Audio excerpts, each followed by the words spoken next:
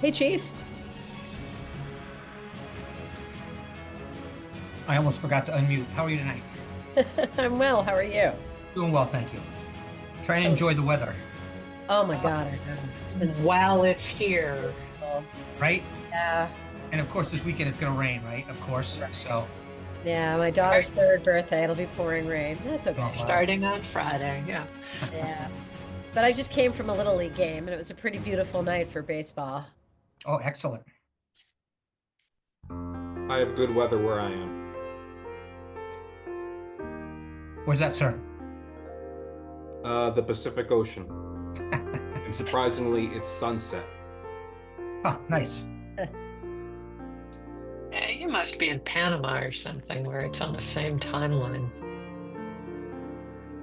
No, this is Catalina Island off of the coast of California. Oh, Hi. you mean your virtual background? Because Yeah. it's not sunset back there yet. No. Speaking of trips, Becky, where were you? Oh, we were in London. Wonderful. Yeah, it was great. It was a really excellent trip. And our challenge is finding destinations and activities that work for a 14, 11, and 3-year-old. Oh yeah. And it really was great. You Wonderful got family time, fun experiences. That's great. Yeah, Yeah, we you went to do a have football you do match. have quite a challenge there. Yes, but we have figured it out. And the good news is the everybody's flexible, so that Yeah, helps. And I think we've keep them developed a that little bit way. of a sense of adventure. So it was great. That is great. Yeah, we went to my first ever professional, football slash soccer match. Oh And yeah. um, the just sort of the cultural experience of being among the very spirited fans and the What singing. club? It was really fun. We went, so the home team was Fulham, and they were hosting against Chelsea. Good game. You can Yeah, always the go Chelsea, to Foxborough. yeah, the Chelsea fans were particularly spirited. And as the away team, they were all concentrated in that one section. They're you may know, very specific about where you can sit if you're not a home team fan. And they were very well coordinated in their attire and their cheering. Mhm. I assume part of that's for their own safety, Yeah. Well, given they're some of the also those hooliganism I I've read about. learned. Those are two neighboring communities. So it's a particular rivalry. In addition to the fact that they were competing for some distinction in standings, where whoever was the victor kind of got the leg up from a standing perspective. But we were really just there as observers of culture and the game. Um, and it was really fun. Okay, let's see. It is now 7:01. We have enough counselors to get started. So, Cassidy, are you there? Okay, you Yes. ready? Yep. We're recording at this point? Yes. Okay. So I am going to begin the meeting. Let me just pull my agenda up here. The recording's paused. It is? No, it's No, it's it's active. recording. Oh, it says pause. That's why. I Well, don't see. I I hit didn't get pause a at the top right notification. now. I didn't get a notification that it was Oh, recording. So I think it okay. probably is. Just make sure. Yeah, it's recording. It looks to me at the top that it is actively recording because I have an option to pause or stop it. Yes. Wow. Okay. Okay. All right. Never mind. Go ahead. All Sorry. right. Let's start fresh here. So it is now 7:02, and this is Thursday, May 1st, at a Public Safety and Transportation Committee meeting. I won't say it's not regularly scheduled, but it's not on our typical night. That is because this is primarily a budget meeting. And before us, we have three docket items that we will take up all together. 351-24, submittal of the FY 2026 to FY 2030 capital improvement plan. 81-25, submittal of the fiscal year 26 municipal and school operating budget.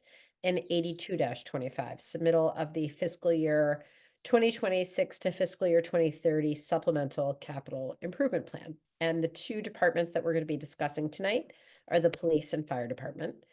In terms of counselors at the start of the meeting, I see Counselor Greenberg from Ward 1, Counselor Lucas from Ward 2, Counselor Wright from Ward 3. I don't see Counselor Block. We have Counselor Downs, Vice Chair of the Committee from Ward 5, Counselor Bixby from Ward 6, myself from Ward 7. And I also don't see Counselor Lipoff, but we are also joined by Counselor Kalis. And am I missing any counselors? Okay. So why don't we take up in the order listed on the agenda, the police department first. Chief McMains, welcome. Thank you for joining us. And I'd love to turn it over to you to review your budget materials, anything that you'd like to highlight, any particularly meaningful shifts, both in the numbers as well as the outcomes that you mentioned, and then any items on the CIP or revolving accounts that pertain to your department. Thank you. Thank you very much for having me tonight and listening. First, I'll just go over my outcomes. I have, well, of the five, I have three that are the most important. My number one is community outreach, community policing. I think we've done a pretty good job of that over the last couple of years, but I think we want to do more. Over the last couple of years, we've focused mainly on social media, and I would love to see more in person. I know we do a lot of Zoom stuff these days, so I'd love to see more in person stuff. We actually had our first event last night where we had a touch-a-truck, sensory-friendly touch-a-truck. We had a police car, an old paddy wagon, so to speak, from the sheriff's department, a motorcycle, and just a good, I think about 20 families showed up. So it's a good start to the season to get out and meet people and have people meet us. So I'm really interested in getting that going a little bit more. Outcome number 3 is recruiting, hiring, retention. We have approximately, I think, 7 people out injured on duty right now. We're going to lose an officer to a lateral transfer. We are likely going to have 5 or 6 people retire this year. And we currently have 2 people who are graduating our police academy in June. We have another class we're putting in the end of June that will get out in mid-September. They have 3 officers assigned to that. And hopefully later this fall, we put 6 or 8 more officers or student officers into the academy. I think it's important that we are able to increase staffing. More and more, we have officers going off injured, as I said, and we're trying to kind of get them back to duty as soon as possible and kind of prevent the issues that we've had that causes. We have 2 officers out on stress right now, injured on duty, plus the officers from Lincoln Street. So we really want to prepare these officers with officer wellness, officer fitness, and just officer safety, and make sure that we give them the training and the tools they need to be safe on their job and even outside of their job. Because as you folks often have heard, we have incidents that normal people don't experience in their life, right? And we still have to go on with our life. And I think it's important that we're able to help our officers out in those fashions. And the final outcome I want to talk about is number 5. This has been on the budget for a few chiefs, I think, and that's dealing with the unions. Both of my police unions, our police unions rather, are without a contract. We just settled a JLMC award. We just got that back last Friday for the Patrolmen's Association, which again expired last June. So we are without a contract for them, as well as the NPSOA, our superior officers. It would be nice to get them back up with everybody else. I think the city has worked tremendously hard. Maureen and her staff, HR, the law department have worked tremendously hard to try to get these contracts settled. And again, it's my goal, just like it was Chief Carmichael's, Chief Mintz's, Chief McDonald's, to get those resolved. we often find it's easier to get buy-in from our unions when we do indeed have active contracts and they're not behind, et cetera. You folks have been very helpful in the past with approving different things, whether it's improving the police department and things like that. So we're grateful for that. But those are things that are I think vital for the police department to move forward and be successful, create better morale, get people to want to come to work, and just have a better environment to work in. So in connection to that, we also have our budget material that we put out. Two of the big items that you folks have probably seen on there is a community outreach fund line, which we asked for $15,000. The last couple years, we've actually had officers pay money to help support some of these events. We put our own money into planning some of these, to getting these events kicked off. We have National Night Out, which is a huge event that costs significant amount of money to get the various food vendors in to help make that successful.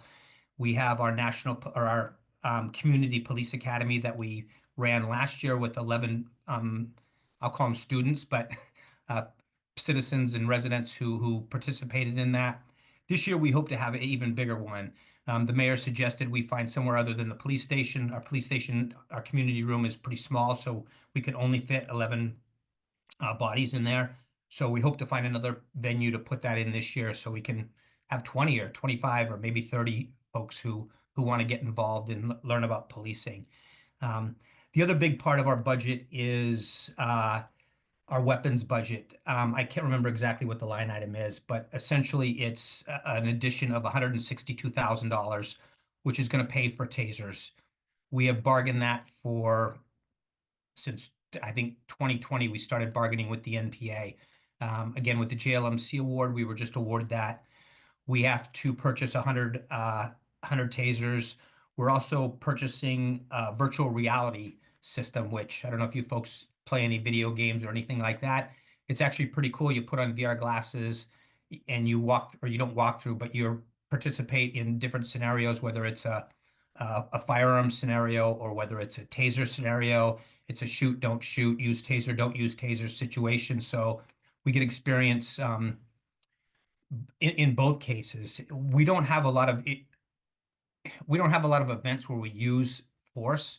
So it's nice for us to train in those type of controlled environments where we can actually control the outcome of what our officers see, what they don't see, and then we can provide them feedback instantaneously based on what happens and give them feedback on that.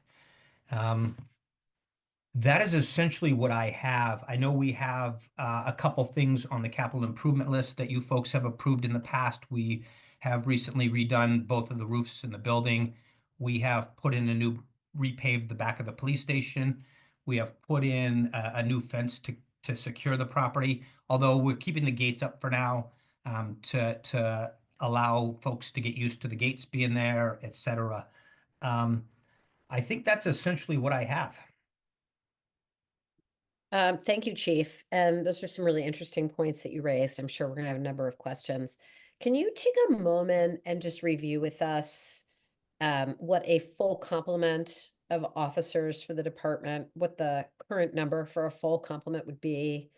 And I just wanted to put some of those numbers in a little bit of context in terms of some of your colleagues who are, out injured and the other situations that you mentioned. Absolutely. So we are budgeted for 149 officers. We currently have 140 on our payroll. But again, we have, I think, 7 patrol officers who are out, either injured or long-term injury. And we have 2 sergeants who are out with a disability right now. So those take up, specifically the sergeants, they're both in patrol. So we are ordering sergeants to work shifts, I don't want to say every day, but quite often, several times a week, where we have to order a sergeant from either a day shift to a first half, or a first half to an overnight shift, or even an overnight shift to a day shift, because we don't have staffing to fill those. And again, those aren't positions where we just promote somebody because we already have a sergeant assigned to that position. They're just not here. And that causes some significant concerns for the police department. It has for a few years. We aren't nearly as bad as we were probably, I want to say 2014 2015, we were down to about 130 officers out of the 149. So we have made significant improvements. But again, when we put two people in the academy, we may lose 4 or 5 through retirement. And then we put on 6 more and we lose 2 or 3. And then we lose 5 and then we get 2 more in the academy. So we're kind of right now struggling to just maintain what we have. And it would be nice to even increase that number to some higher number. But again, we have to talk to the mayor's office and Maureen and you folks to see how we do that. We did a staffing study probably back in 2015, I think, or 2014, where it was suggested that the Newton Police Department have, I think, 165 officers. If you look at the FBI statistics, those statistics point out that the national average is 2 officers per 1,000 residents. If you did the math on that, that's about 179 police officers, which were significantly lower than that.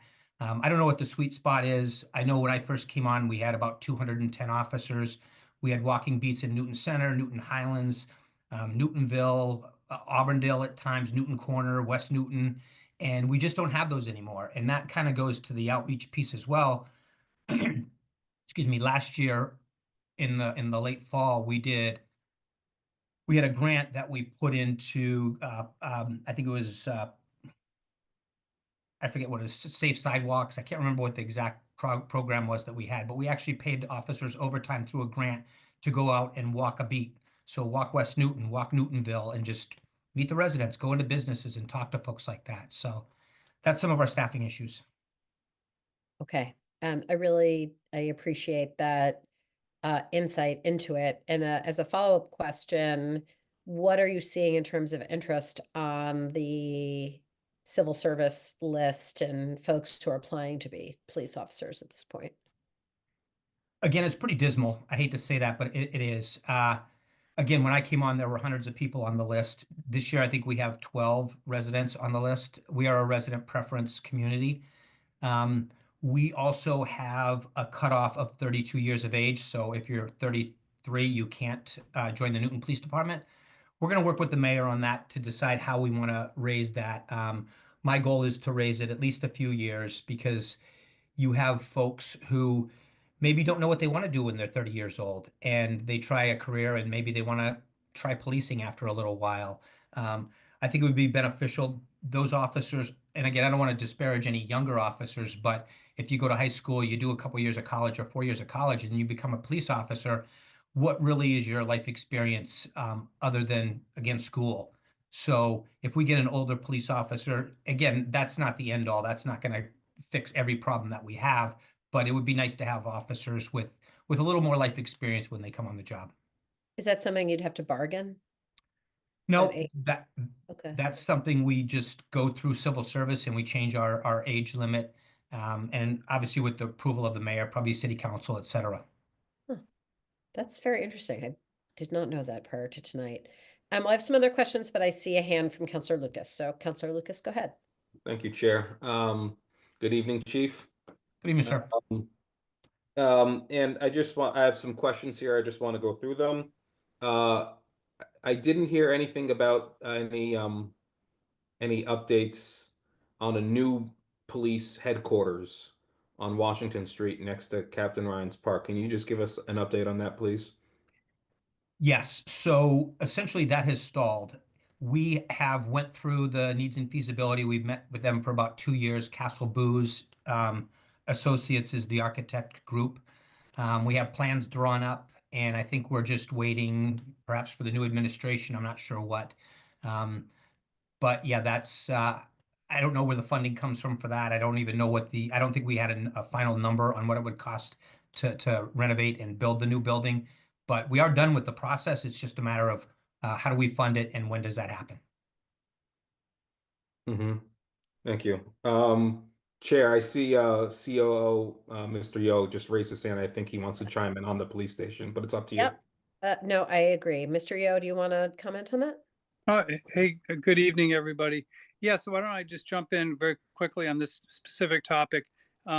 Josh and team working very, very carefully with many police officers and the police administration have gotten to a very good place on a design. I think they're still trying to figure out exactly what it might cost in terms of the major addition and expansion of space and improvement of space. It's going to need obviously a debt exclusion override to make that happen. So as any new capital project will now, so that the timing of that, needs to get figured out. But in the meantime, we're continuing to make space improvements inside the building to areas that we know for at least for many years are not going to be touched as part of a capital project. So you'll see a request docket item for several $100,000 that for improvement. So that's more interim kind of work, but the larger capital project is going to take debt exclusion override. So we need to have some discussions at some point, I think, with the council and others on the timing of that to make that move forward. Because we're very excited about the design of that project. And so I'll sort of leave it at that for now. And if I could add to that just for a second, Sure. the city's been very gracious in what they've done. We've replaced locker rooms, we've replaced parts of the kitchen, we've placed a new divider in the community room. So I don't want to say that nothing's been done, because the city has put in a significant amount of money into the police department to at least make it usable for us and improves the conditions we're in right now. So I will say that. All right, thank you, Chief and Mr. Yo, for the update on the station. My other question was related to body cameras.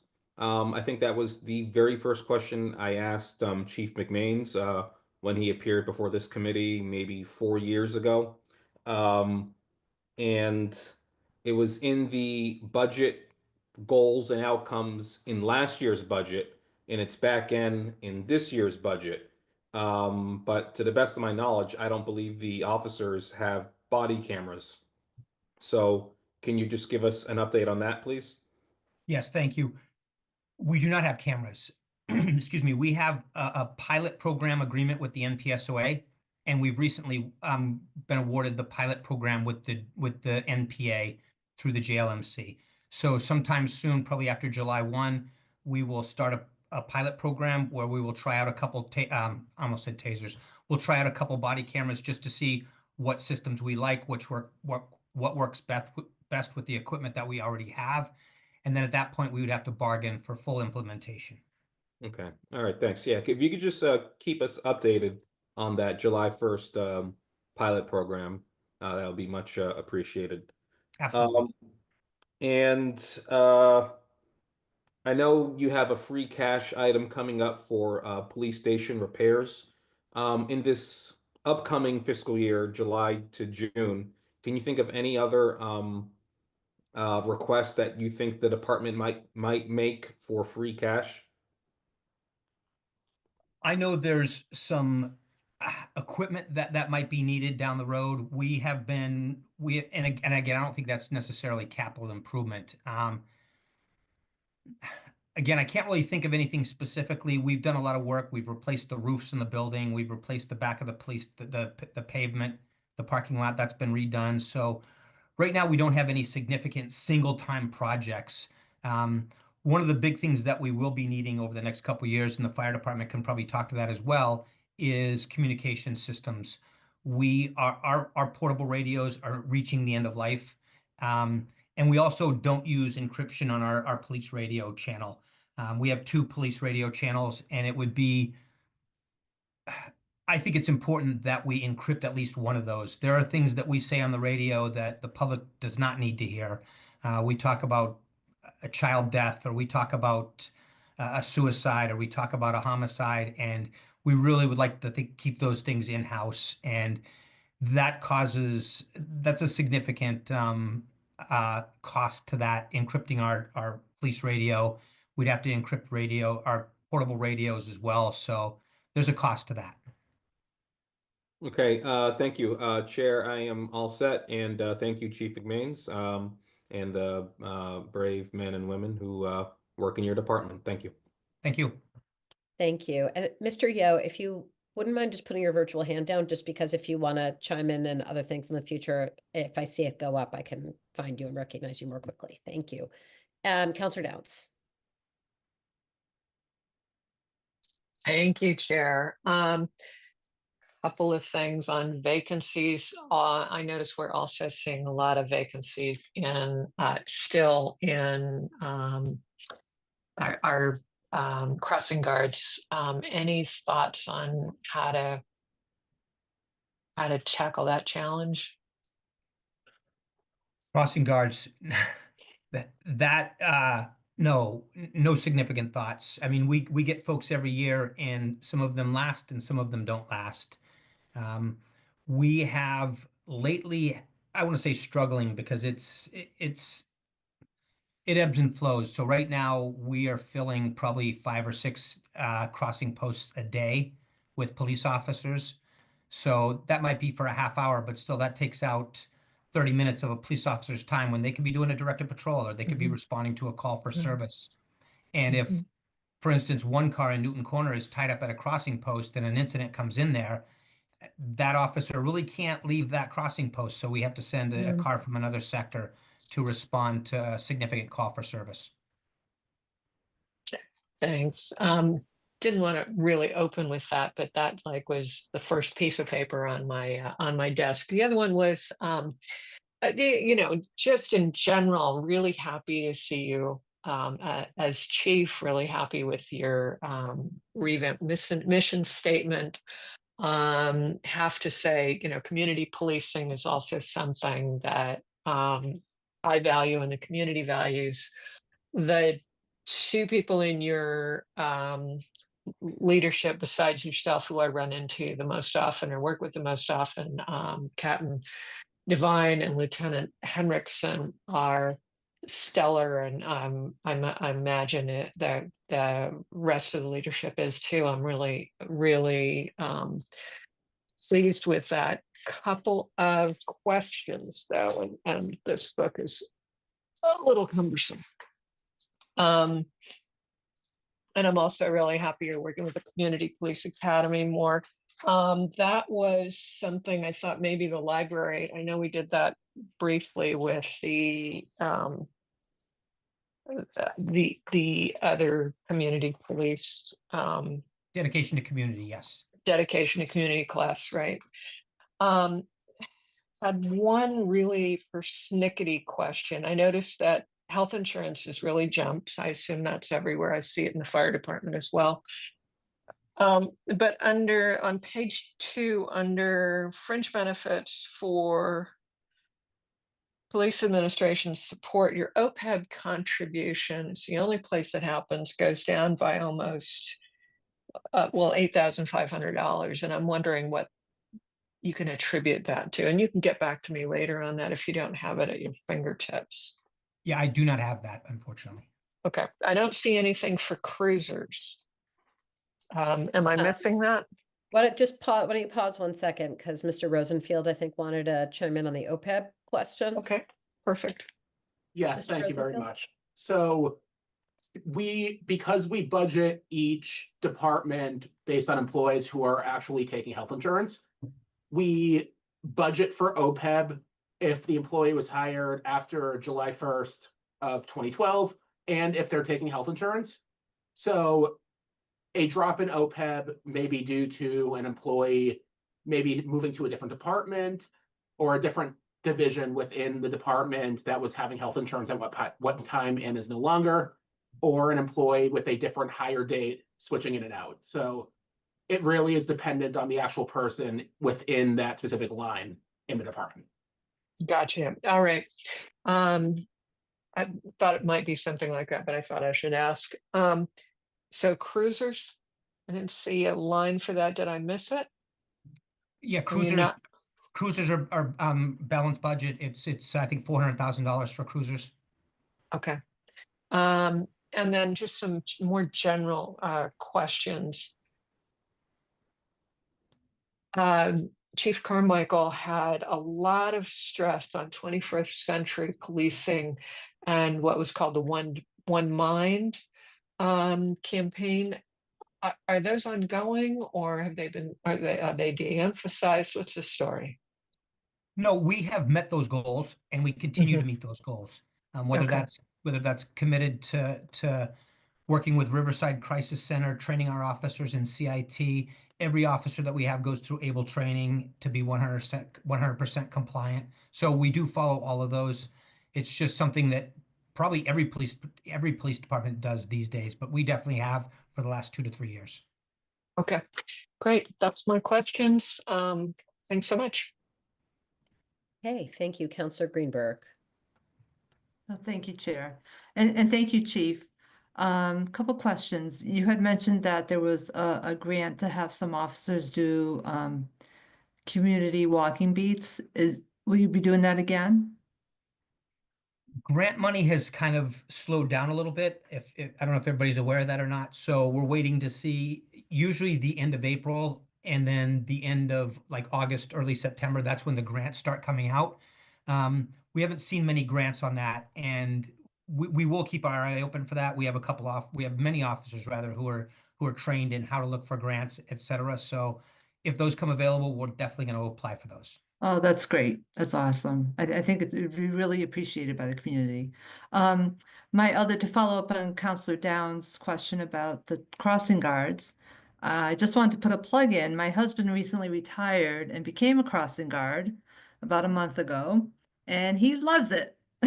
So he's really enjoying it, and he'll put out the word and let other folks know that it's a great position, and hopefully that will get the word out and other folks will join. That's awesome. We appreciate it. Yeah. Yeah, thanks, Chief.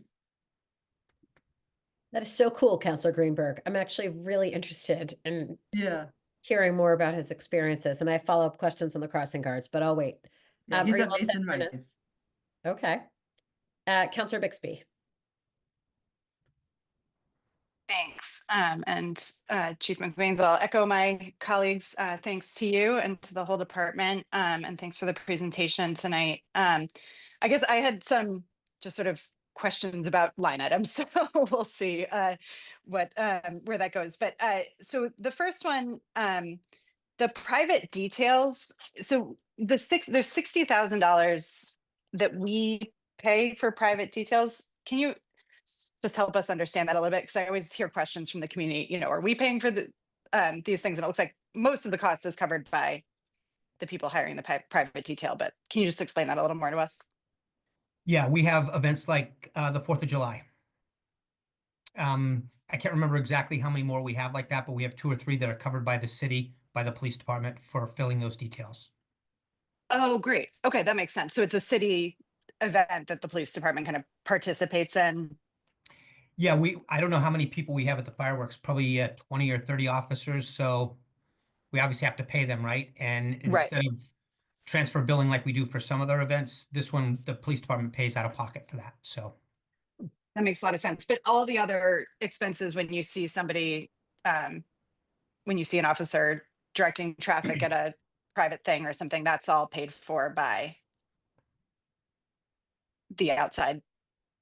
yeah, either a private vendor, or if DPW has a detail, we have a different rate for for city work versus private work. So for instance, if DPW is digging a trench in the street, they obviously have to block the street off, so they'll have a police officer there. That will come out of a transfer bill to whatever department hires us. And again, if you're working for a tree company or something like that, it's covered by that vendor. Interesting. Okay, thanks. I think that's just something that comes up a lot, so I appreciate more info. I was also wondering, the host community agreement line, what is that? That is the agreement with the various cannabis businesses that have to give money to the city. Or I don't know if that's the right terminology, but essentially money goes to the city and that gets doled out to various departments. So that's money that comes in. Correct, yes. Oh, okay. Interesting. Comes in and then goes back out again. Is that sort of why it's listed on its own line item? Yes, I think so, yes. Okay. Okay. Interesting. Great. Thank you. Sorry, just one other. I was wondering, in the this is very specific, so bear with me. But the clothing allowance line item under traffic safety, it looked like in 2025 and 2026, the numbers, there's a much lower number for clothing allowance versus cleaning allowance. I wasn't sure if that was just something got inverted. You can also get back to me if this is too specific right now, or if there was some sort of shift in the way that was done. No, so as Perry talked about earlier, we have officers who move out of certain bureaus. Yep. And this is one of those cases. We generally have 5 officers assigned to traffic. Right now, 2 of our officers are out injured. 2 of our officers are currently working and 1 officer has been reassigned. So those positions are no longer in traffic. They've moved somewhere else. So those numbers go down in that department, but maybe go up in a different one. Okay. And does that also cover things that like crossing guards and others need as well? No, we take that out of our uniform budget, which is assigned to support services. Oh, okay, great. Thank you. I think those are my very specific questions for the moment. I appreciate it. Thank you. Thank you. One follow-up question, and Mr. Rosenfield, maybe you can clarify this for me on the host community agreement piece. Do we have any host community agreements ongoing now that require paying for police details or police presence? I remember that was a part of things initially, and that doesn't seem to be the current state. I see Mr. Yo's also raised his hand. Thank you. All right, Mr. Yo, do you want to answer that? Yes, I think the mayor's written about this in the mayor's update, but the host community agreement process is essentially over now at this point, given the state regulations. So Perry, I'm not sure what is it list in the line item in the budget here? I believe it lists 10,000 in that line. I think there was a specific arrangement for garden remedies with the police department regarding some things that was not part really of the main host community agreement, where we did obtain probably over couple $1 million over several years from the different stores. But that whole process has come to an end.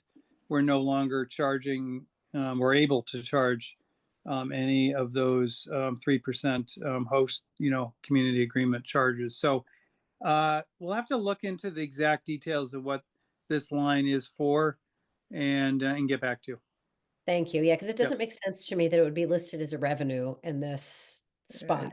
We'll get back to you on that. Okay, appreciate it. Chief, you started by talking a little bit about some of the injuries and some of your colleagues are experiencing, and you mentioned a few of them at least were injuries on duty. This is a question I often ask of Chief Gentile when we talk about this topic with respect to our fire department as well. Are there any particular trends that you're seeing in the kinds of injuries? It seemed like some of them were kind of social emotional in nature, but I wanted to just ask about that if you're able to share, as you're looking to work on health and wellness, what some of the most common kinds of, injuries or related impacts you're seeing. So I obviously can't get into specifics. People have privacy rights, but Sure. generally speaking, over the past X number of years, generally our 111F or injury on duty incidents are physical injuries. Of late, we've had Lincoln Street. That wasn't necessarily a physical injury. That was more PTSD type stress items. We've had a couple other officers who've went off related to stress as well from the jobs, the various incidents that they've experienced and seen over their career kind of builds up with people. One of the things that we do now that we didn't do 10 or 15 years ago is we have a critical incident stress management team. Whenever we have a critical incident that is stressful, so a suicide, for instance, we will call in a team from the Greater Boston CISM unit, and they would come in and talk to our officers. You have a defusing, you talk through it all, and hopefully that lessens the stress on the officers. You're able to vent and really talk to folks who've also been through the same experience and how did they work through their process, right? And so that's one of the things that we've been doing the last, I guess, 3 to 5 years that we've really started concentrating on bringing those folks in to help mitigate some of those stresses that may come from again, day-to-day calls for service that kind of build up after a while. Right. And it's as I'm listening to you, it's making me kind of connect dots a little bit with the success we've had of having social work services in your department in terms of responding to calls in the community. And it's making me wonder if we ever have been in a position to offer psychological support services internally, because as important as it would be to have someone to talk to immediately upon that incident, I can only imagine, that's an ongoing, that's a process that takes time. Right. So has that sort of thing ever been introduced in policing that you know of? Again, that's part of our CISM team. So if we have an incident today at 5 o'clock, by the time that incident's done, usually we reached out to the CISM team. And Newton, I think, has 5 or 6 officers who are a part of that, employees. So we're able to set up a diffusing right away within an hour or 2 hours of an incident happening, versus letting somebody stew at home for an hour or a couple days rather.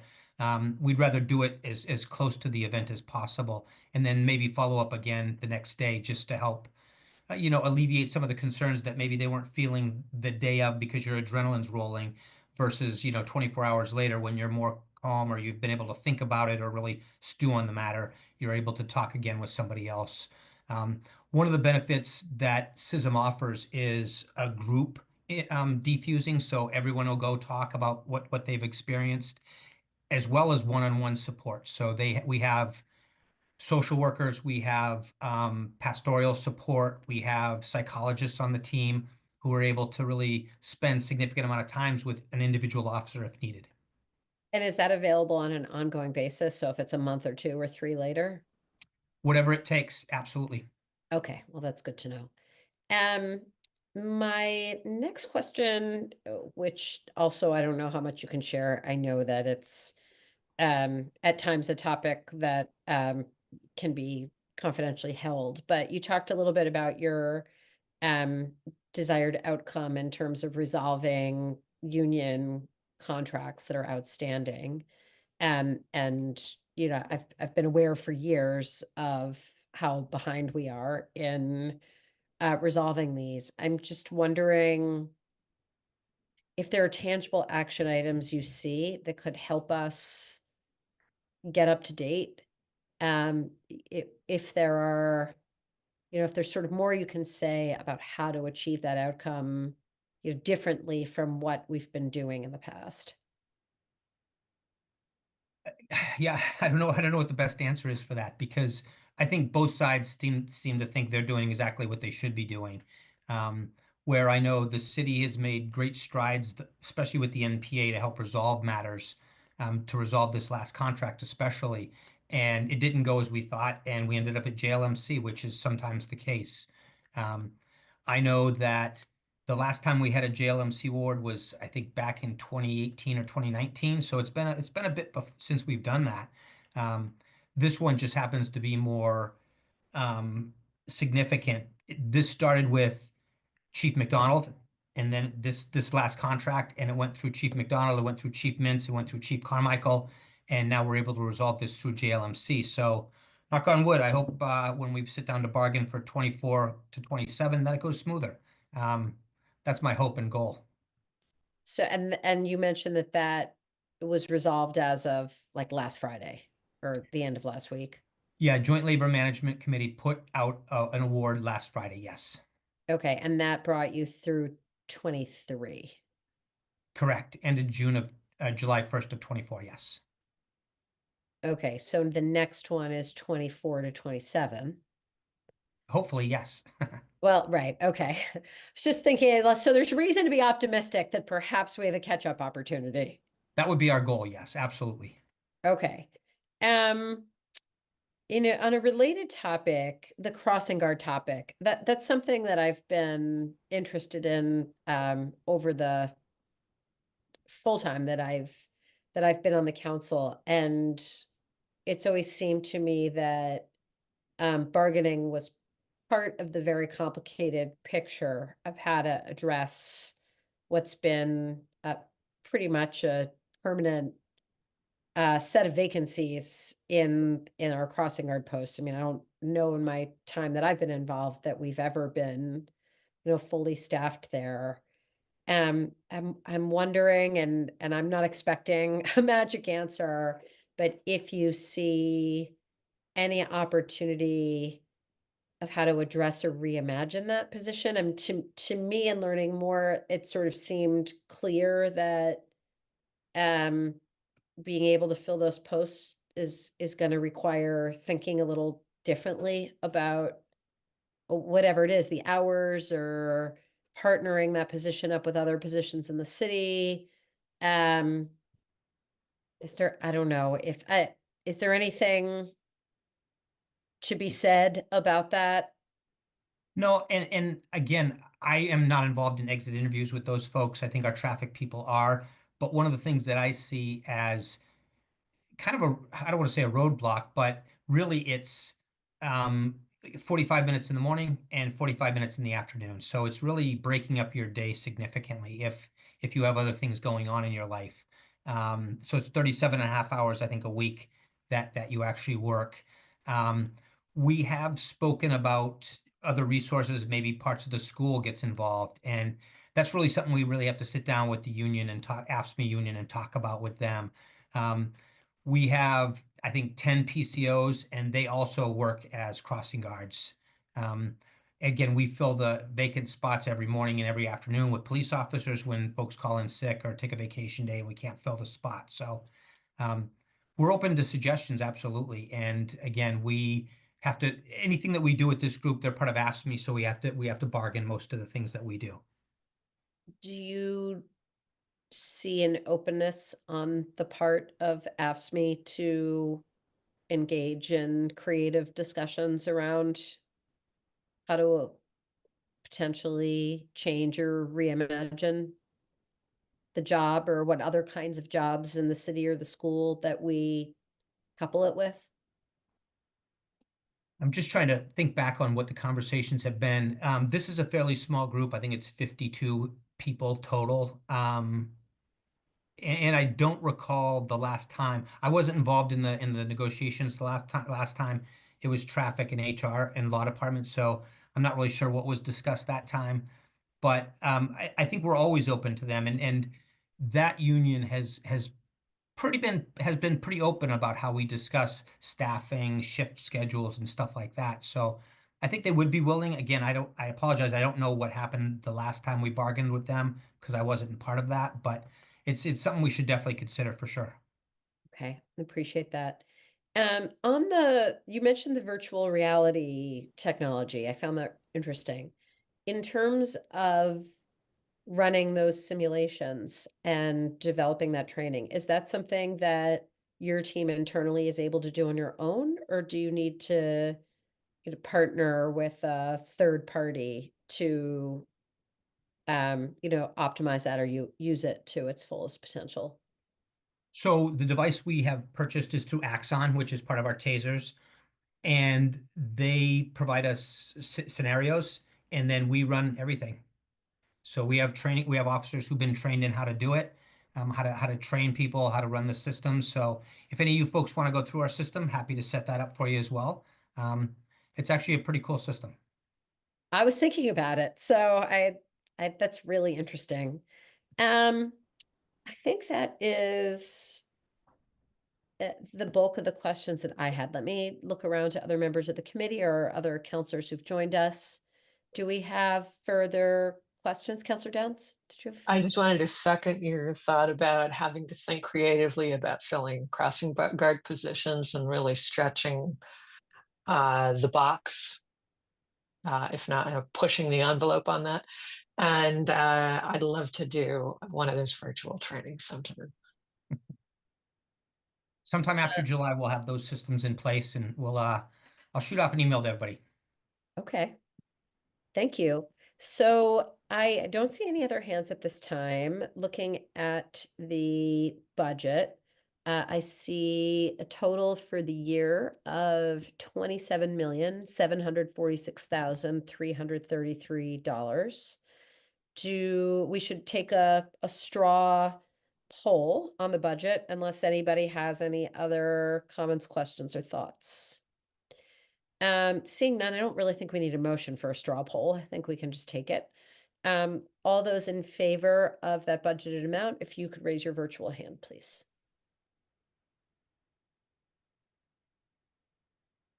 Councilor Greenberg, or okay. Just looking to see if we're missing anybody. I think that's all of us who are present. Virtual hands down. Let me just make sure. Any no votes? Or any abstentions?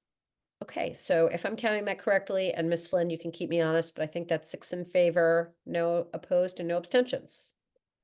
Yes. Very good. Okay, Chief, thank you. And as my colleagues have said, I will echo it. We are so grateful for all that you and your colleagues do and putting themselves out there every day to benefit the health and safety and wellness and vibrancy of our community. Thank you very much. Do we Thank have you, and I any look forward to working with you capital? folks. Do we have any capital Oh, yes, improvement sure. items? We might not, but just to You be want to take safe. a look? Obviously, Councilor Lucas asked a couple of the questions about the biggies, but do you want to just take a look? I think a lot of them have been done, but I wanted to make sure. Sure. I didn't see anything, but again, Chief, I'm reading this thing in Braille, so I'm not sure. Yeah, no, I think most of our capital improvements have been addressed. Again, the big thing that we have going forward is a radio system, which working with the fire department, the Purple team, I think we all work great together. So we're looking to improve on those and increase our radio capabilities in that fashion. But other than that, I think technically we're pretty caught up with our capital improvements. So we vote that under the fire department, or we vote that with you? That's the question. I'm Do sorry, you what's know, that? Perry, do you know if the radio system is voted under fire or police? I am not sure. Jonathan? Mr. Yo? Yeah, I think just, I think we've largely put that under fire, just because Alex Chadas has largely been sort of the lead staff person on some of these things, but it's really a combination. You know, we are looking to try to figure out finding a one-time funding source sometime soon to tackle that project. It's going to be, I forget, I don't know, Chief Gentile, if you're there, but I think it's $1 million or $2 million. So I think it's a pretty sizable amount of money. But we can discuss that at some point down the road. Well, we can also vote it as part of the fire department budget Well, yeah, when that's we right. do the CIP there. Okay. But I mean, we're not really voting it, so to say. I mean, it's not an allocation to take action on at this moment unless I'm misunderstanding something. Ms. Flynn? I believe for the budget items, we usually just take a straw vote on all three. I know that all departments don't always have something in the CIP, but I think that's just a part of the straw vote to take a straw vote on those 3 items. On the CIP and the supplemental CIP as well? Yes, that's usually how the vote is written through our reports and then brought to the committee of the whole. Okay, I honestly hadn't remembered that part of it with respect to 3 votes, but that's fine. Councilor Bixby, did you have a question? I was just wondering what item number it was on the supplemental CIP, if it's on there. Does anybody know? I don't. I'm trying to pull it up on my Yeah. screen here as we're talking. I don't know if anybody else has pulled it up and has it in front of them. I have it in front of me. Yeah, we'll get The- back to you. oh. We'll get back to you on that. The Thanks. supplement, the CIP is 351-24.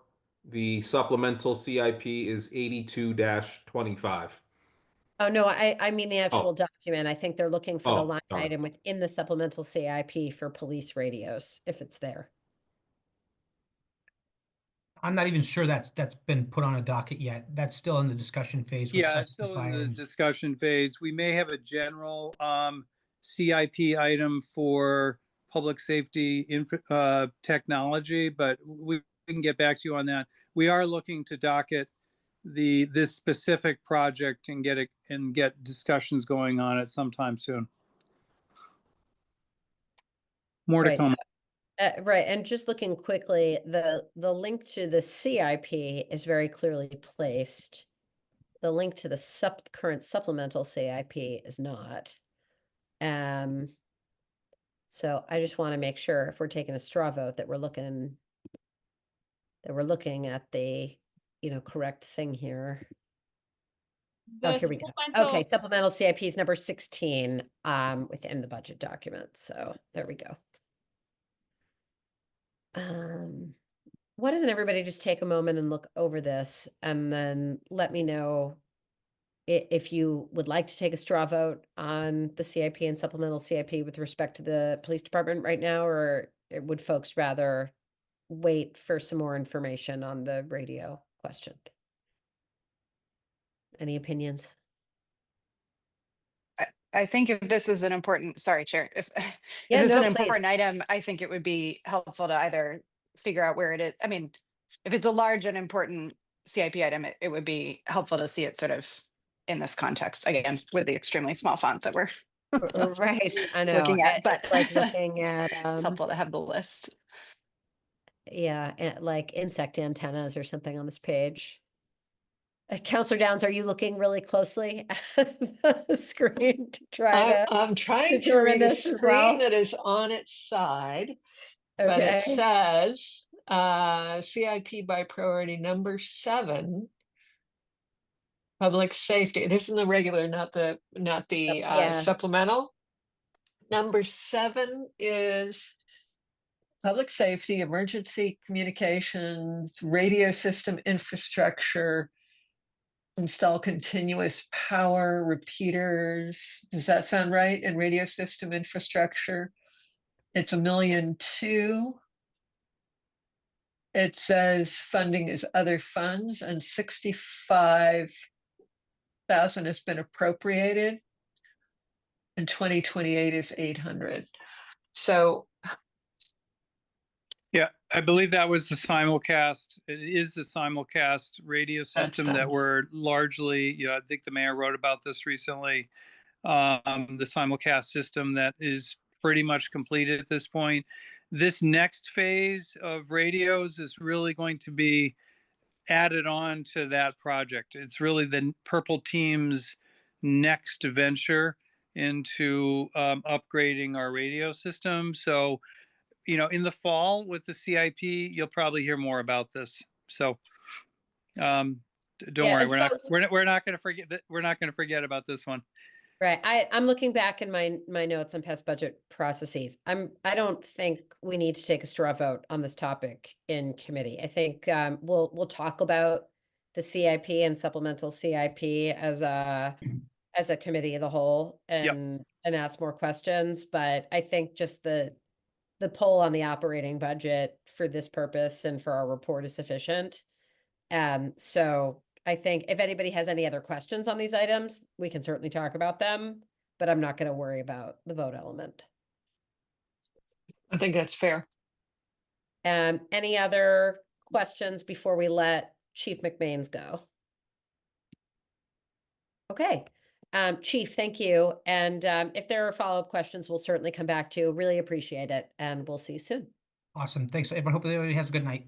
Okay, you too. So we are going to go on to the fire department, and I see that we've been joined by Chief Gentile and Assistant Chief Bianchi. Thank you both for being here and for your patience as we discuss the police department. Welcome, and we'd love to have you go over your budget, the proposed outcomes, any major shifts or changes or new initiatives that you'd like to highlight or that are part of this, as well as any capital items. Thank you. Can everybody hear me good? Yes. Excellent. So yeah, I thought I would go over, start off just by going over some of the outcomes. Outcome number 1 is pretty straightforward. We did talk a little, actually, we talked quite a bit about the volume of calls we've had, the volume of fires we had. I think we did that in January at kind of a catch up. So the call volume continues to stay very high. Little bit of an increase from where we were at this point last year. Just kind of an update. We had those. We had 27, I believe, 27 structure fires in 2024. To this point, the first 4 months through the first 4 months of the year, we've had five structure fires, including 2 working fires and 1 second alarm fire. And just kind of the world we live in, we had 5, and 2 of those were on the same day. We had a working fire and then the second alarm fire on Washington Street in Newton Corner, and both of those happened to be on the same day. So you never can tell what you're going to get when you come to work. The next outcome is to prepare for emergencies. This is really an emergency management topic. The fire department is tasked with also emergency management. We have been spending quite a bit of time updating our emergency planning. Some of those things include the emergency support functions of the ESFs, our comprehensive emergency management plan, the SEMP, and also our hazard mitigation plan. So we have these in place, and we try to keep these updated. Some of them more frequently. ESFs we try to keep updated every year. You're talking about the SEMP. That's I believe it's 5 years, and we're in the process of updating those. And those are emergency plans for anything that could happen in the city, and includes all departments. So another big part of emergency plan is the training aspect of it. We constantly do some smaller training.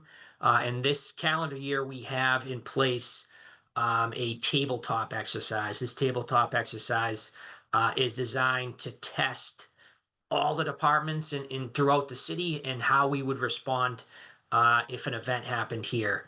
We're pretty excited about this. We think this is a good real world scenario that will really test. And one of the big things it tests is how all the departments can work together and if an emergency were to take place. The third outcome is hire, train, and provide wellness for the members. I think Assistant Chief Bianchi is going to get into the hiring and where we are with staffing in just a minute, but I can touch on the training a little bit. In March we conducted a officer training, which was very successful. We put 24 members to become fire officer certified, which was a great thing for the department. As far as the cancer, the health and wellness, we were able to do cancer screening for every member of the department that wanted it. That was a big task, and I think a really good thing for our department. We know that the fire department specifically deals with a lot of situations where we're dealing with carcinogens, including the PFAS that has been found in our bunker gear, and potentially hazardous there. So we were able to do cancer screening for the department. And we also have been doing other health and wellness related training. And we will continue to do that next year as well with some additional classes that we're bringing. Much like the police department, we do have a heavy focus, not just the physical part of the job, but the mental strain that the men and women see. Chief McMain said it. Our folks see some things that you're not necessarily supposed to see, and we're aware of that, and we want to make sure that we're helping the men and women of the department in that area. The fourth outcome that we have, Jonathan mentioned it was in the mayor's update. This is our big simulcast project. It is the Purple Team. It is a radio system that is designed for both police and fire. It kind of runs through us, working very closely with the police. But this has been, I believe this is so. I've been in the chief's office as the assistant chief and the chief for like 5 years now, and this was actually originally started before I got up to this office. So it's been 6 or 7 years now, and we are complete. We would consider this complete. It's never going to be complete. We're always going to be making adjustments and additions and subtractions and what have you. But we consider the project complete. It is a really great thing for both the police and fire communications. Really, the biggest difference we see is in building communications, where we're now able to use our radios inside buildings because the coverage is just that great.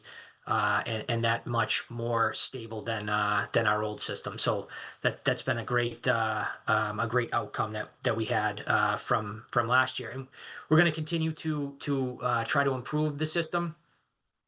For instance, adding radio sites, adding additional sites to fill in some dead spots. That's the great thing about this system.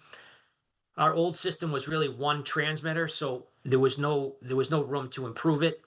It was in one location and it transmitted out. This has multiple sites, which you can add, move, subtract to really fill in gaps. So as we have our simulcast system, we still find some areas that aren't as good of coverage as others.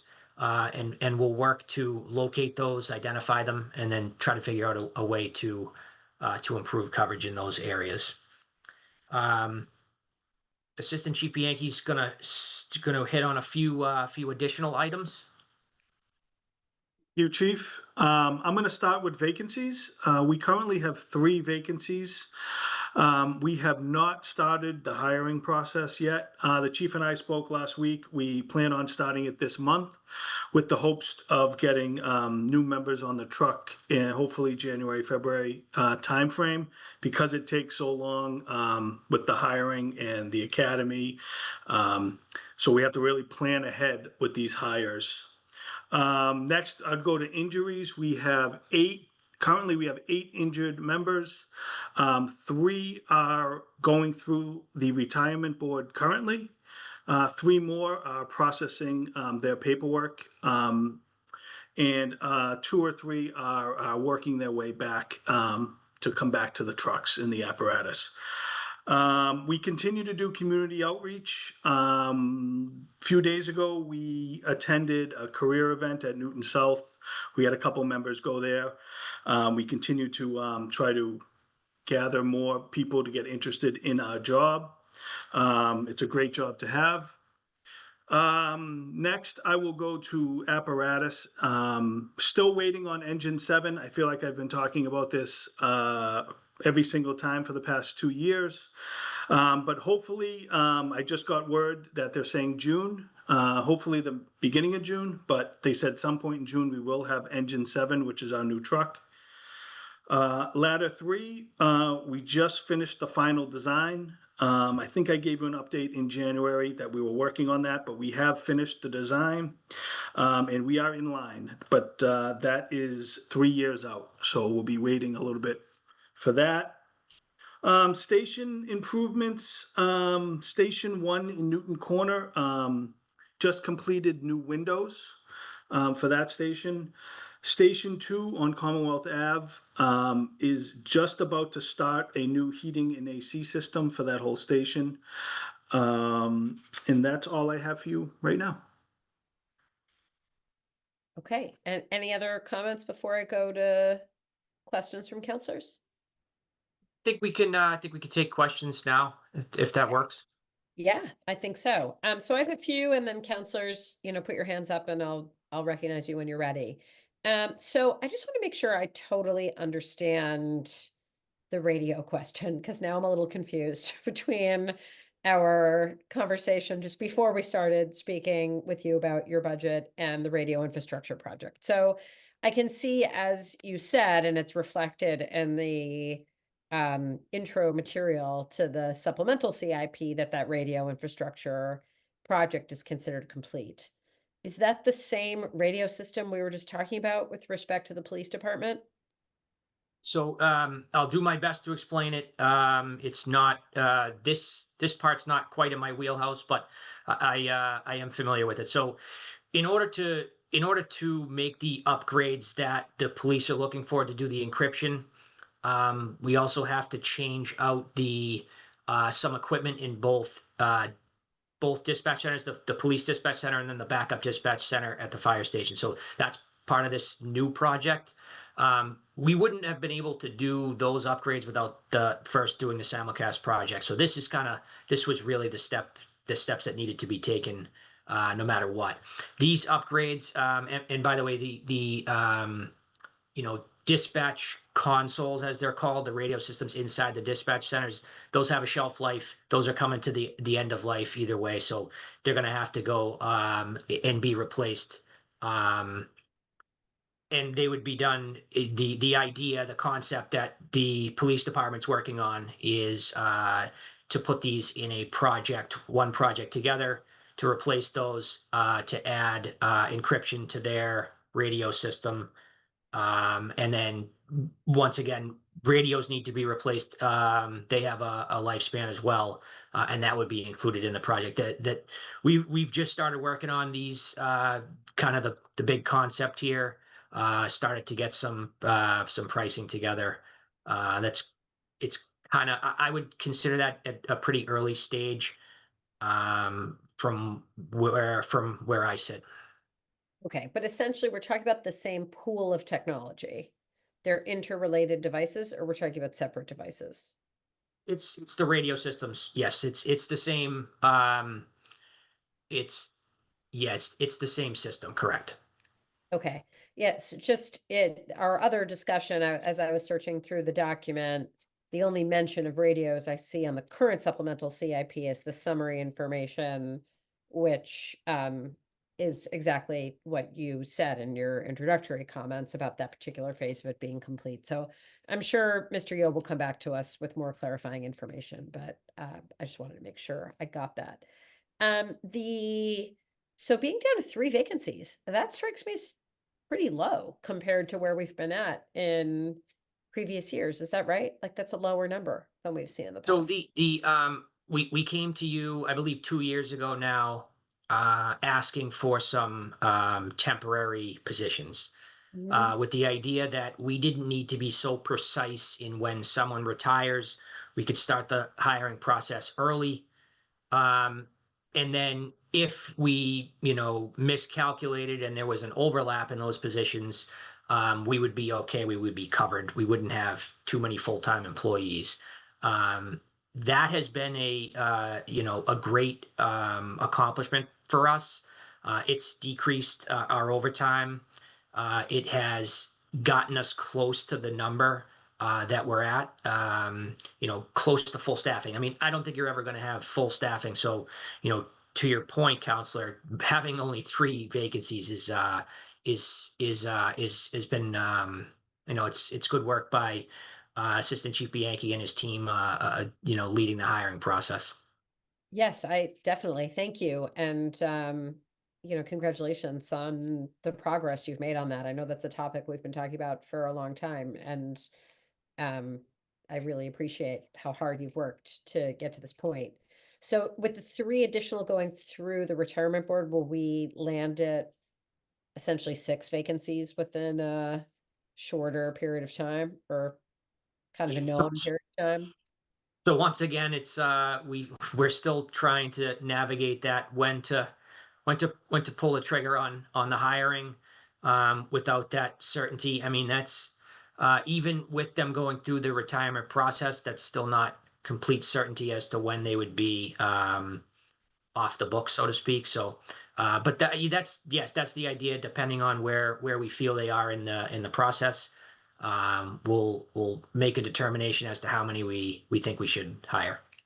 So on the related topic, which I was going to ask about, and you raised it, of overtime, do you have a sense of where we're at approaching the end of the fiscal year on overtime?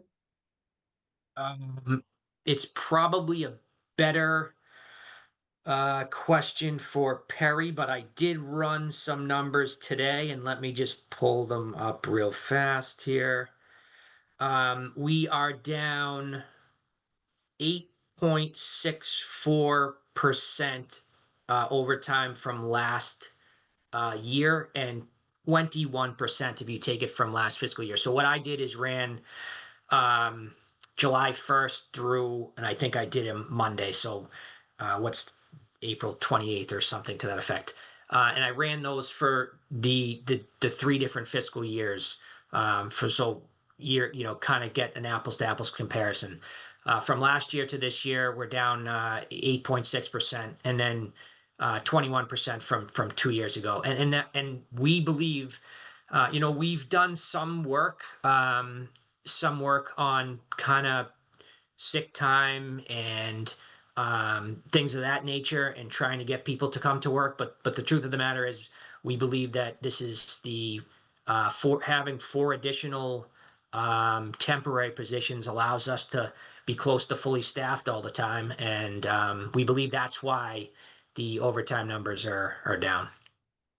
Mr. Rosenfield, do you know offhand what the dollar figure is where we're at the year right I now? don't have that in front of me right now, but we can certainly get back to you with the specifics.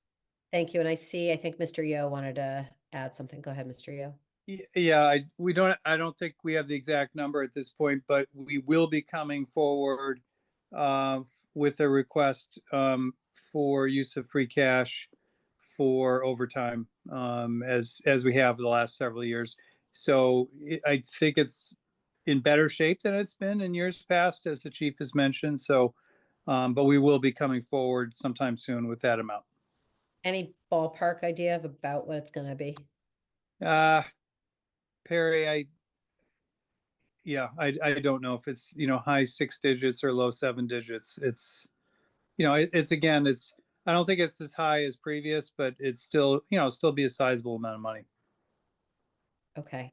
Yeah. I have a few more questions, but some of my colleagues have their hands up, so I will hold them for now. Councilor Lucas. Thank you, Chair. And I think you stole my question about the overtime, so I'll just cross that one off the list. Good evening, Chief. How are you doing? Pretty well. Yourself, Counselor? We're doing okay.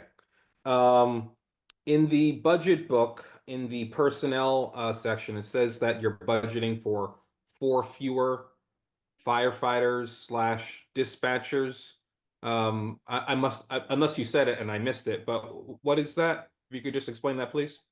So last year we put in the budget preparing if we needed to help and assist the dispatch center. The thought process was if the staffing in the dispatch center got to a critical volume, if they had lost a few more employees, if they weren't able to hire quickly enough, we were going to try to assist them. So we wanted to make sure we had enough staffing on our end. So we included that in the budget. Probably a better question for the police chief, but I think the staffing levels in dispatch have gotten a little better. They've improved. And so we've removed those contingency plans from the budget for the assisting of nothing at dispatch. Okay, thanks.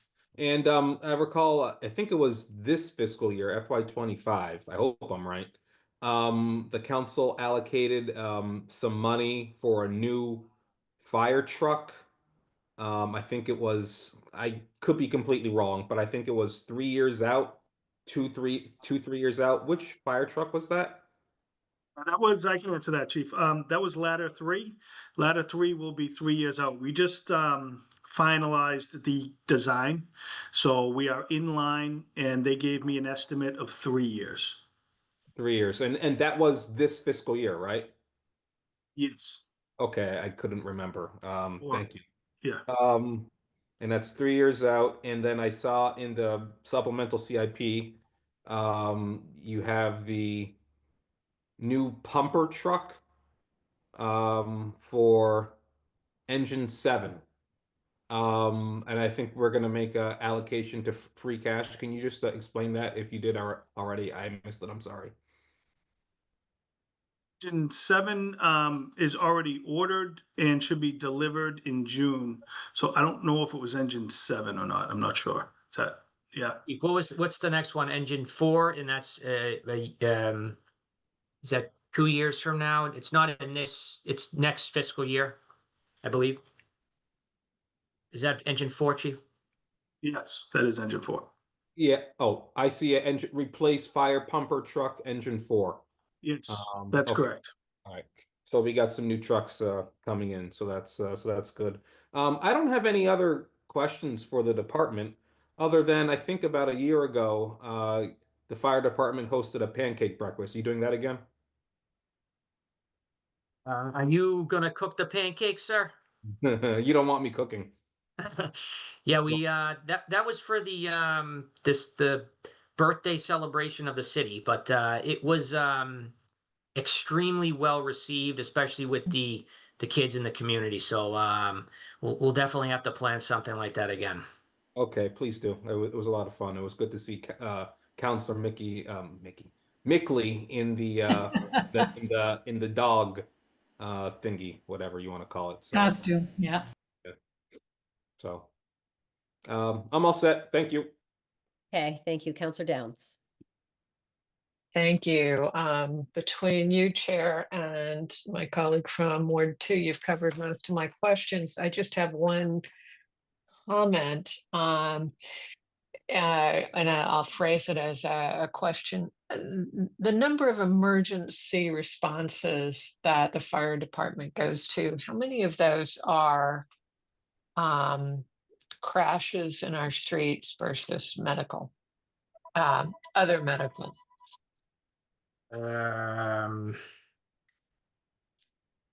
I'm sorry, I do not have the crash numbers here. I'm gonna have to get back to you. It's a search I can do from the office. I'll have to get back to you.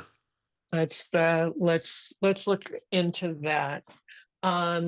In terms of your goals, all good, but don't quite reflect your narrative in talking about. Sorry, my mother is calling. In terms of the overall public safety and well-being of the populace, I'm going to push a little bit on fire safety is definitely one of them, and emergency response is definitely one of them, but another one is preventing. And I know you do a great job with fire prevention, but I want you to think a little broader about how our street designs, and particularly speed humps, can make our streets a little less deadly for pedestrians and bicyclists, kids getting to school and stuff like that. And to be a little bit better partner in that when we're trying to fix streets so that we can get around, but maybe get around a little, force the day-to-day traffic, not the fire trucks, but the day-to-day traffic to go a little bit slower so that drivers can brake faster, they can see more, and they can avoid hitting people. And that's my only comment on this. I think otherwise you guys are doing a fabulous job. Thank you. You, Counselor. Any other questions? I have a few more. Oh, and I want to note we've been joined by Counselor Block.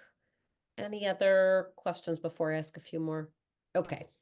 So I wanted to follow up on the Emergency Operations Center and the dispatch topic. I remember some months back, and my timeline is also kind of hazy about what fiscal year we talk about what, but I remember that there were some changes in management and the Emergency Operations Center and the dispatch team.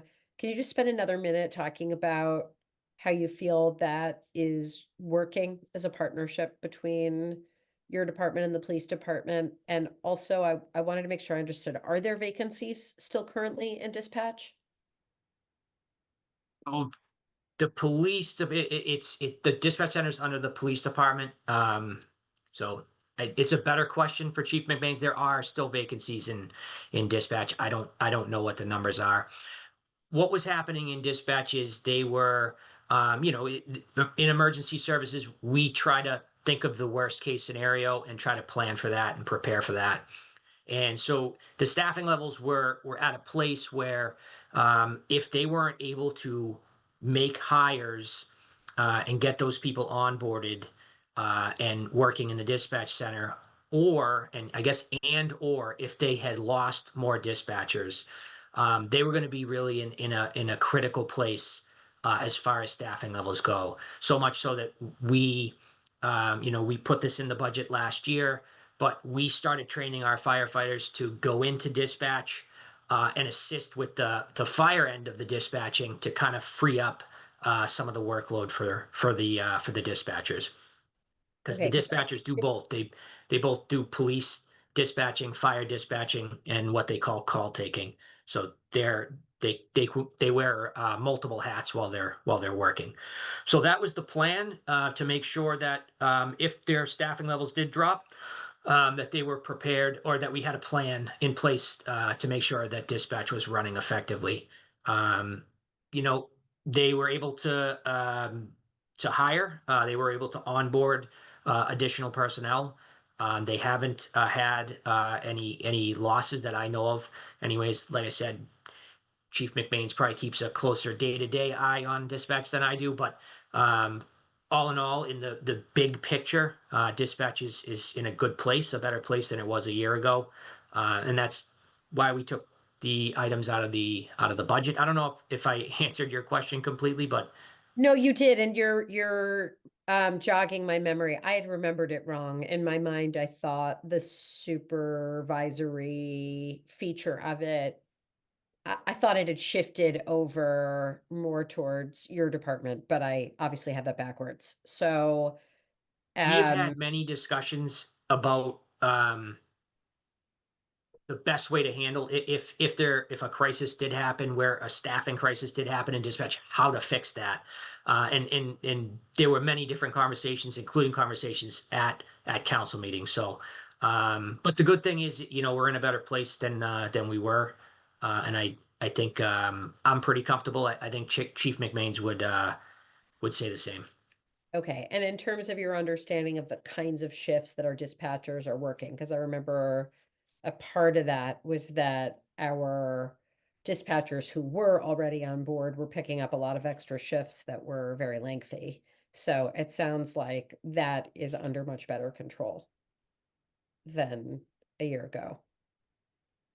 I would say that as well. Once again, Ask Chief Chief McBain's McBain. probably a better person to answer that, but yeah, all in all, I believe that to be the case. Okay, I appreciate it. Thank you. And thank you for doing your best answering it, despite the fact that Chief McMains probably would have been the right person to ask. And I will follow up with him.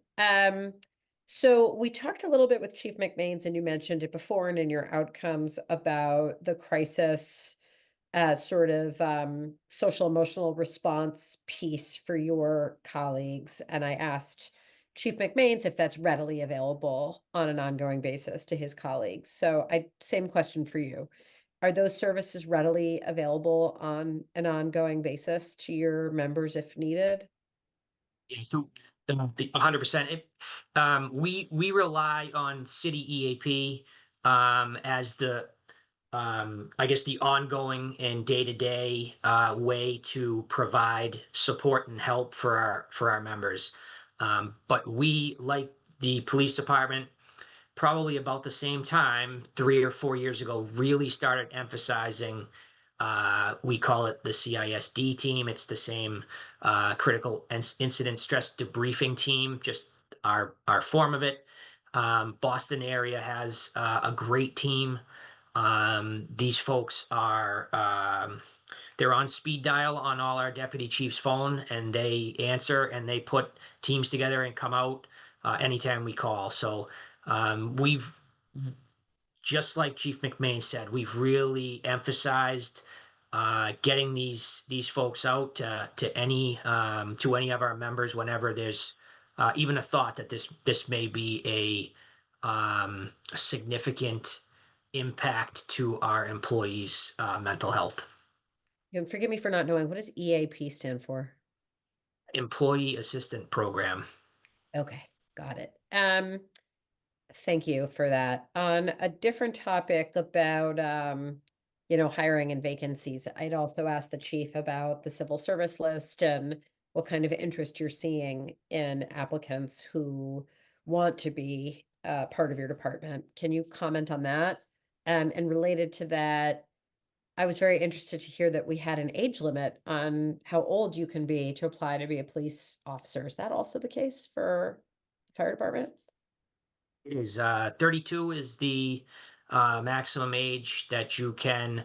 I think it's 32 when you take the test. So you have to be. Now I'm second guessing myself, but I think you have to be 32 or younger, not under 32. But when you take the exam, and then that exam's good for 2 years, so hypothetically 34. But to answer the first question, the newest entry level firefighter list actually was established today, and I happened to look at it. We have 38 Newton residents on the list. So now, to put that into perspective, obviously, I think Chief McBain said he had 9 or something like that. Quite a bit more than that. However, when Chief Bianchi and I got hired, there was probably a couple hundred.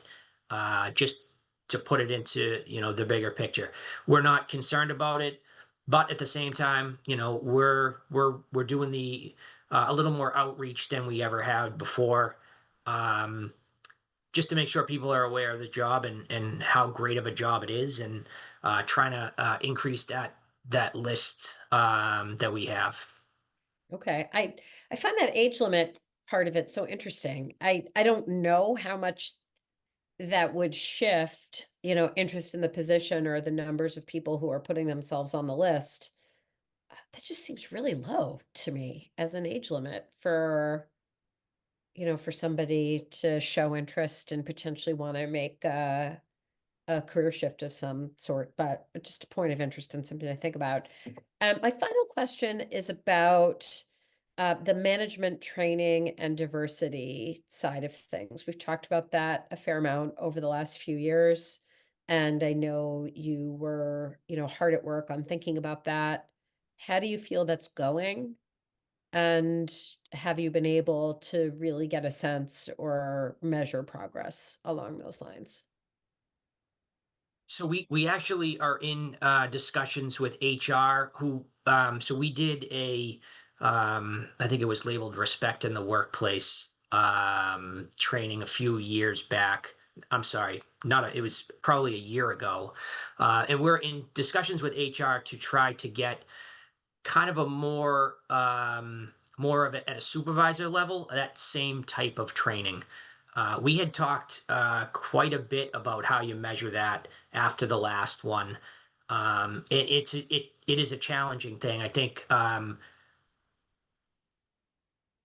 feedback directly from the employees that go to these classes, I think, is probably the best way to measure it from the discussions that we had. And so that definitely is part of the plans for our next round of supervisor training. To really you get a picture of what their thoughts are and understanding is before, and their thoughts and their understanding after, and you try to see if that training has impacted the folks that took the training. So that's a way of measuring it. It's a challenge. I think it's always going to be a challenge to measure that, but that is certainly a way that we would like to, moving forward, try to measure it. Okay, I appreciate that. And just from a general sort of morale and feedback sense in the department of how, folks are feeling and their day-to-day experiences are, do you feel good about where that's at right now? I do. I think you can always.